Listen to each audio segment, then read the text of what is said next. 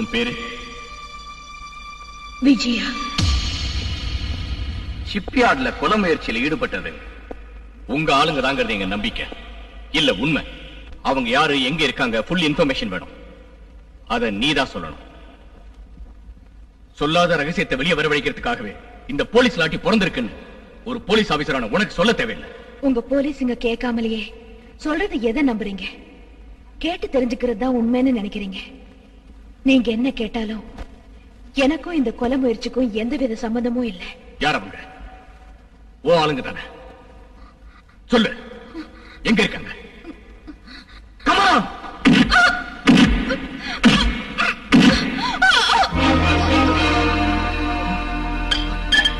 Miss Vijaya, Vijaya, Vijaya, doctor கூப்பிடுங்க.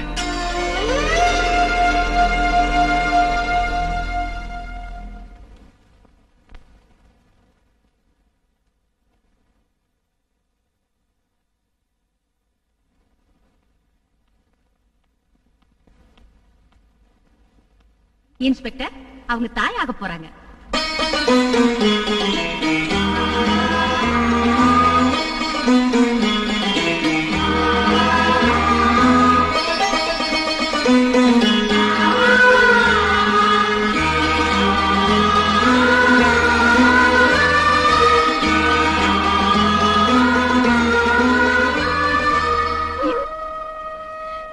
என்னங்க inspector sir, என்ன எங்க வேணாலும் அடிங்க, ஆனா இங்க மட்டும் அடிக்காதீங்க.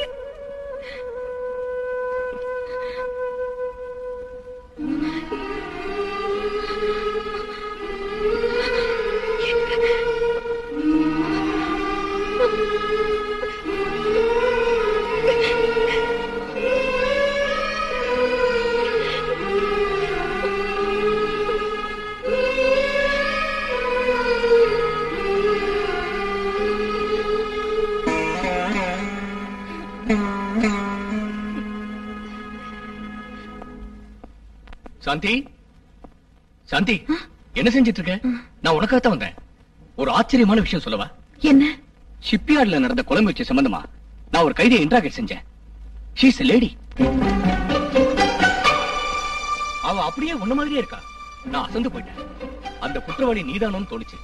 அந்த நிமிஷமே எனக்கு இன்னொரு விஷயமும் தெரிஞ்சது. அவ தாயாக போறா.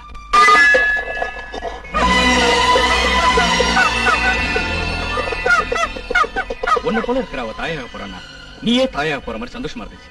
நிஜமாவே நீ தாயாயிட்டா எவ்வளவு ஆனந்தமா இருக்கும் எனக்கு, இல்லையா? ஏய், என்னது? என்னாச்சு? சென்டிமெண்டல் பைத்தியம். போயும் போய் உங்ககிட்ட சொன்னேன் பாரு. Everything is in the game. Don't feel, relax.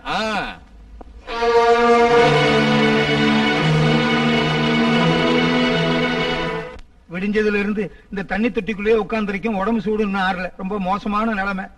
ஊரை சுத்தி செக்யூரிட்டி ஆளுங்க காவல். குருவி கூட வெளியே போக முடியாது. எறும்பு கூட பார்டரை தாண்ட முடியாது. இவன் எங்க போனா என்ன ஆனா?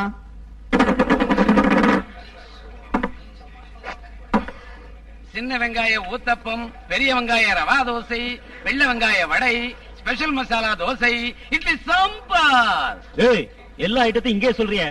போலீஸ்காரங்க ஹோட்டல்ல ஓசில திங்க நினைச்சுக்குவாங்க. போய் காபி கொண்டா. Sorry sir. நீங்க ஒரு போலீஸ் ஆபீசரோட மனைவின்னு தான் நான் அலோவ் பண்றேன். எங்க ரூல் பிரகாரம் யாரையும் அனுமதிக்க கூடாது. ஏன்னா அந்த அம்மாவோட யாரும் பேசக்கூடாதுன்னு ஸ்ட்ரிக்ட் ஆர்டர். அதனால நீங்க சீக்கிரம் பேசிட்டு வாங்க ப்ளீஸ்.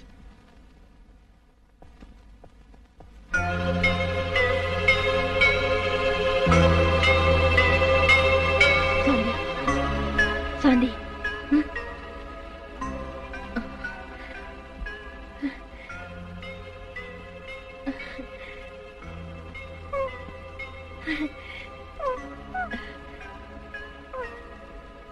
சீசா, சீசா, சீசா, பாரு, முழுகாம இருக்கிறப்போ அப்பா அம்மாவோ அக்கா தங்கச்சியோ யாராவது பார்க்க வந்தா மனசுக்கு நிம்மதியா இருக்குன்னு வாங்க. ஆனா என்ன பாக்குறதுக்கு யார் வருவாங்க? அவர் கூட என்ன பாக்குற மாதிரி பாத்துட்டு நான் பாத்துட்டு இருக்கும் போதே போயிட்டாரு. அவருக்கு நான் தானே தெரியாது இல்லையா பாவம். நீ வந்ததும் அம்மா வந்த மாதிரி ஆனந்தமா இருக்கு. எங்க அக்கா வந்த மாதிரி இருக்கு. கைய கொடு. வேண்டாம் சாந்தி, இப்படி ஒரு நிலையில நீங்க இருக்க கூடாது. நீ தாயாகணும்னு உன் குடும்பம் ஆசையோட எதிர்பார்த்துட்டு இருக்கு. உன் முடிவை பொறுத்துதான் உன் குடும்ப வாழ்க்கையை அமைய போகுது. நடந்ததை வெளிப்படுத்தி அவங்க இடத்துக்கு போயிடுவோம். இனி தாமதிக்க வேண்டாம். சும்மா இரு பைத்தியக்காரி. என் பிள்ளைய பத்தி ரொம்ப பெருசா சொல்லணும்னா நீ நிரபராதின்னு எல்லாரும் நம்பணும். இல்லாட்டி போனா அவன் கைதியோட பிள்ளையாத்தான் வளருவான். இல்ல சீசா? யாருக்கு நன்மை நடந்தாலும் யாருக்கு கெடுதல் நடந்தாலும் அதுக்கு நீதான் காரணம். சூழ்நிலைக்கு பயப்படக்கூடாது. வைராக்கியமா இருக்கணும். நீ நினைச்சது சாதிக்கணும். அப்பதான் எனக்கு சந்தோஷமா இருக்கும். அது சரி, குங்குமப்பூ தின்னா குழந்தை சிவப்பா பிறக்கும்னாங்க. என் புள்ள சிவப்பா பிறக்கணும். கொஞ்சம் குங்குமப்பூ வாங்கிட்டு வரியா? உனக்காக ஸ்வீட்ஸ் கொண்டு வந்திருக்கேன், வாங்க. இன்ஸ்பெக்டர், ஏன் அவளை உள்ள விட்டீங்க? மேடம் சீக்கிரம் பார்த்து போயிடுறேன்னு சொன்னாங்க. நோ, இனிமே எப்பவும் உள்ள விடாதீங்க. சரி சார். சாந்தி, ஏன் இங்க வந்த? இல்லங்க, இந்த பொண்ணு என்ன மாதிரியே இருக்குன்னு சொன்னீங்கல்ல, பாக்கலான்னு வந்தேன். என்னது ஸ்வீட்ஸ்? இதெல்லாம் கொடுக்க கூடாதுன்னு தெரியாதா? பரவாயில்லைங்க, பாவம் இருக்கட்டும். இப்ப கர்ப்பமா வேற இருக்கா அவளை, அதனால அத்தைக்கு தெரியாம நானே பண்ணி எடுத்துட்டு வந்தேன். அப்படின்னா ஒரு வேலை செய். அவளும் உன்ன மாதிரியே இருக்கிறதுனால நீ உள்ள இருந்துகிட்டு அவளை வெளியே அனுப்பிடு. என் பொண்டாட்டி முழுகாம இருக்கான்னு எல்லாருக்கும் நான் சொல்றேன். அது செய்யுங்க, நல்லா இருக்கும். எனக்கும் அப்படிதான் தோணுது. இன்ஸ்பெக்டர், எனக்காக யாரும் தியாகம் செய்ய தேவையில்லை. அனுதாபத்தோட கண்ணீர் சிந்த தேவையில்லை. எனக்கு புள்ளைன்னு பிறந்தா ஒரு பெரிய போலீஸ் ஆபீசரோட புள்ளையா பிறப்பா. இல்ல இந்த உலகத்தோட பார்வையில ஒரு தீவிரவாதியா அவன் வளருவான். அதானே தவிர என் மேல இறக்கப்பட்டு என்ன அவமானப்படுத்த வேண்டான்னு உங்க மனைவி கிட்ட சொல்லுங்க. இது போதாதா? வா வா.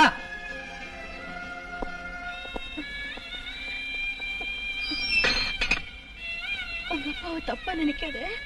நாம 2 பேரும் ஜெயில இருக்கோம்னு அவருக்கு தெரியாது. அரெஸ்ட் பண்ண சொன்னாங்க சார். உங்களை கொலை செய்ய நடந்த முயற்சிக்கு கூட அவங்க ஆளுங்க தான் காரணம்னு பஞ்சநாதன் சார் விஜயாவை இன்ட்ராகேட் பண்ண சொன்னார். அப்பதான் எனக்கு தெரிஞ்சது அவங்களுக்கும் தீவிரவாதிகளுக்கும் எந்த சம்பந்தமும் இல்லைன்னு.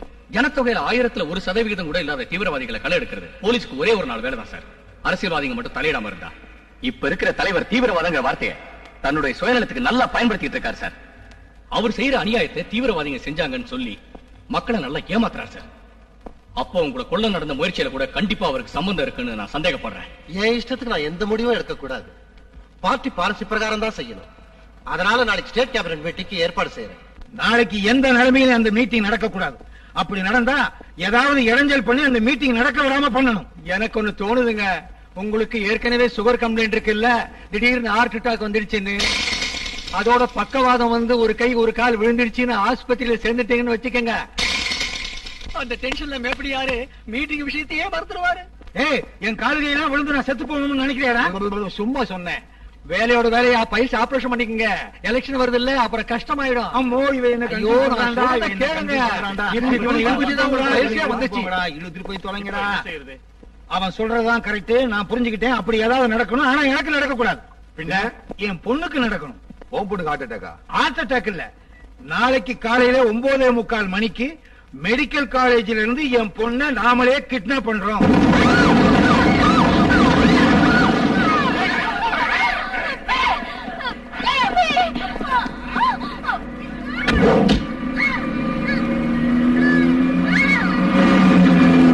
இன்று காலை தலைவர் பஞ்சநாதம் அவர்களின் மகளை மருத்துவக் கல்லூரி வளாகத்திலிருந்து யாரோ மர்ம மனிதர்கள் கடத்தி கொண்டு போய்விட்டார்கள்.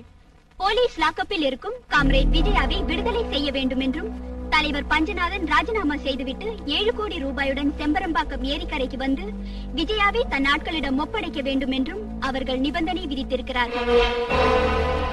என்னமோ சந்தை இன்னும் இங்கதான் இருக்கியா? சீக்கிரம் அம்மா, பொண்ண மனையில உட்கார. வீட்டுக்கு பெரியவனாலும் விசேஷங்களுக்கு போற தலையெழுத்து எனக்கு இல்ல. நீயாவது போகலன்னா எப்படி? நீ போ.